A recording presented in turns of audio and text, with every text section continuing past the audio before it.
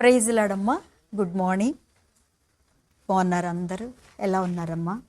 దేవునికి స్తోత్రం. మనందరం బాగుంటాం. ఏ బాధలు వచ్చినా సరే, కష్టం వచ్చినా దేవుడు మనందరినీ బాగు చేయగలిగిన దేవుడు. బాగున్నారమ్మా అందరూ? పిల్లలు బాగున్నారా? స్కూల్కి వెళ్తున్నారా? మంచిది. మీ పిల్లలు ఎక్కడైనా దూరంలో ఉన్నారా? దేవుడు వారికి క్షేమస్థితిని కలుగచేయను గాక. దూరంలో ఉన్న పిల్లలకు కూడా మంచి ఆరోగ్యము, కాపుదల, భద్రత ఉండాలని ప్రతిరోజు తల్లిగా తండ్రిగా మీ బాధ్యత. వారి కోసం ప్రార్థన చేస్తున్నారు మీరు. మీ ప్రార్థన వారి చుట్టూ ప్రాకారంలాగా ఉంటుందంట. ఎలా ఉంటుంది? మన ప్రార్థన, తల్లిదండ్రుల ప్రార్థన మన పిల్లల చుట్టూ ప్రాకారంగా దేవుడు వారు ఏ దేశంలో ఉన్నా, ఎక్కడ ఉన్నా, ఏ దేశంలో చదువుకుంటున్నా, ఏ దేశంలో ఉద్యోగాలు చేస్తున్నా వారి చుట్టూ దేవుడు ప్రాకారంలాగా కంచె వేసి ఉంచుతాడు. అందుకనే తల్లిదండ్రుల యొక్క ప్రార్థన. అందుకే ఒక ఆయన రేయి మొదటి జామున లేచి కన్నీరు కారుస్తూ కన్నీరు విడుచుచు ప్రార్థన చేయమని విలాప వాక్యాల్లో ఉన్నట్టుగా దేవుని బిడ్డలారా మీ పిల్లల కొరకు ప్రార్థన చేస్తున్నారు. తెల్లవారుజామున కూర్చున్నా, నుంచున్నా విశ్వాసులుగా మనకి ఏముంటుంది చెప్పండి? మనం కూర్చున్న యేసయ్య అంటాము, నిలబడిన యేసయ్య అంటాం, మనం ఏది జరిగినా స్తోత్రం దేవా అంటాం కదా. అదే మనకు అలవాటు. అలాంటి అలవాట్లు ఉన్న మీ అందరి జీవితాల్లో మిమ్ములను, మీ పిల్లల్ని నిత్యము దేవుడు కాపుదల ప్రాకారంలో ఉంచాడు అని గుర్తుపెట్టుకోండి. తప్పకుండా ఆ ప్రాకారం దాటి దుష్టుడైన సాతాను ఎవ్వరు రారు. దేవుడు వారి కోసం రానియడు. ఆమేన్, హల్లెలూయా. ఈరోజు దేవుని యొక్క వాగ్దానం కొరకు ఎదురు చూస్తున్న మీ అందరి జీవితంలో ఒక చక్కటి మాట, స్తుతి. దేవుణ్ణి ఎలా స్తుతించాలి? 146వ దావీదు కీర్తనలో దావీదు గారు చక్కగా చెప్తున్నాడు ఏంటంటే, మంచి మాట, యెహోవాను స్తుతించుడి, నా ప్రాణమా యెహోవాను స్తుతింపుము. నా జీవితకాలం అంతయు నేను యెహోవాను స్తుతించేదను, నేను బ్రతుకు కాలం అంతయు నా దేవుణ్ణి కీర్తించేదను.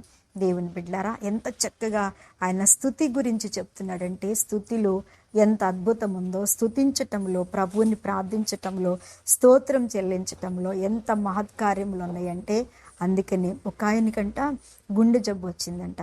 ఆయన ఇక చనిపోతాడు ఒక 5 నిమిషాలని అందరూ కాపులాలు కాస్తూ ఉంటే ఆయన ఏం చేశాడంటే, గబ్బా ఇక నేను ఎట్లాగో చనిపోతాను కాబట్టి అని అందరినీ విసిరి కొట్టి, చచ్చిపోయే ముందు బలం బాగా వస్తుంది కదా, అందరినీ విసిరి కొట్టి ఆయన లేచి యేసు రక్తం ఇచ్చేమి స్తుతి నొందును గాక, స్తోత్రం చెప్పండి. రోగులందరి దగ్గరికి వెళ్ళి స్తోత్రం చెప్పండి, యేసయ్య నిన్ను బాగు చేస్తాడు, స్తోత్రం అనండి అంటూ రూమ్లన్నీ పరిగెడుతుందంటే డాక్టరు, నర్సులు, వాళ్ళ బంధువులు, పిల్లలందరూ ఆయన వెనకాల పరిగెడుతుంటే ఇంకా స్పీడ్గా స్తోత్రం చెప్పండి, యేసు రక్తమే చేయం స్తోత్రం అంటూ ఆ ఆసుపత్రి గదులన్నీ తిరుగుతీ పరిగెట్టుకుని వచ్చి బెడ్ మీద పడుకున్నాడంట. ఆ బెడ్ మీద పడుకునేసరికి దేవుడు అద్భుతమైన స్వస్థతను ఆయనకి ఇచ్చాడట.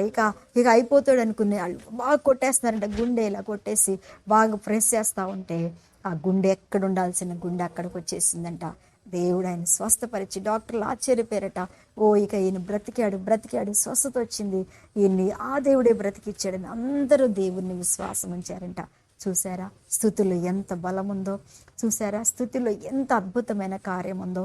దేవుణ్ణి అందుకే అన్నాడు, యెహోవా నా ప్రాణమా యెహోవాను స్తుతించుము, నా జీవితం అంతయు, నా జీవిత కాలమంతయు నేను యెహోవాని స్తుతించేదను. బస్సులో ఉన్న బండి మీద వెళ్తున్నా ఒక సహోదరు నాకు చెప్పింది, అక్క నేను బండి మీద వెళ్తున్నా, ఇదిగో నా సెల్ ఫోన్లో ఈ యాప్ పెట్టుకున్నాను, అది జేబులో పెట్టుకున్నాను, నా చుడిదార్లో పెట్టుకున్నాను, నా ఇయర్ ఫోన్స్ పెట్టుకుని నేను వెళ్ళి అందరూ ఏవేవో వింటూ ఉంటారు, చూస్తూ ఉంటారు, కానీ నేను స్తుతిని మాత్రమే చెల్లిస్తున్నా, బండిని నడుపుకుంటూ నేను క్షేమముగా నేను వెళ్ళాల్సిన గమ్యానికి వెళ్తాను.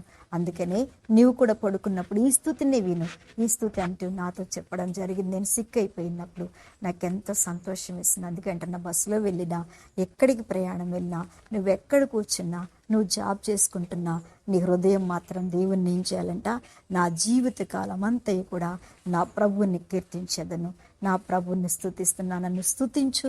ఆ స్తుతిలో ఏం అద్భుతం ఉంటుందంటే, ఎవరు ఏదో పిచ్చి ఆలోచనలకు మన మైండ్ని ఇచ్చే కంటే ఈ స్తుతికి మన మైండ్ కానీ మన హృదయాన్ని కానీ ఇచ్చామనుకో, మనం ఎప్పుడు మన నోరు కూడా స్తోత్రం ప్రభువా అని. అందుకే దావీదు జీవితంలో ఈ వాక్యం వింటున్న దేవుని బిడ్డలారా, మీ జీవితంలో కూడా స్తుతించండి. ఎక్కడికి వెళ్ళినా, ఏది వచ్చినా, ఏది జరుగుతున్నా స్తోత్రం ప్రభువా, స్తుతి నాయన, నువ్వే నా ఆధారం, నీకే స్తుతి చెల్లిస్తున్నా, నీకే మహిమ కలుగునుగా అంటూ మనం స్తుతిస్తున్నప్పుడు ప్రతి క్షణము దేవుడు మన జీవితంలో కార్యాన్ని చేస్తాడు. దేవుడు అటువంటి స్తుతి అనే వరము దేవుడు వింటున్న మీ అందరికీ నాకును అనుగ్రహించునుగాక. ఆమేన్.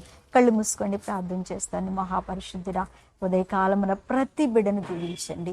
పుట్టినరోజు, వివాహ దినం ఎవరైనా జరిగిస్తుంటే దీవించి, అనారోగ్యంగా ఎవరైనా బాధపడుతుంటే ఇప్పుడే నజరేయుని యేసు నామములో ఏ వ్యాధి కలిగి ఉన్నారో అక్కడ స్వస్థత కలుగునుగా కానీ ప్రార్థిస్తూ ఈ రోజంతా వారికి తోడుగా ఉండమని, పిల్లల స్కూల్కి వెళ్తుండగా వారికి తోడుగా ఉండి జ్ఞానమును ప్రసాదించమని యేసు నామమున అడుగుచున్నాను తండ్రి.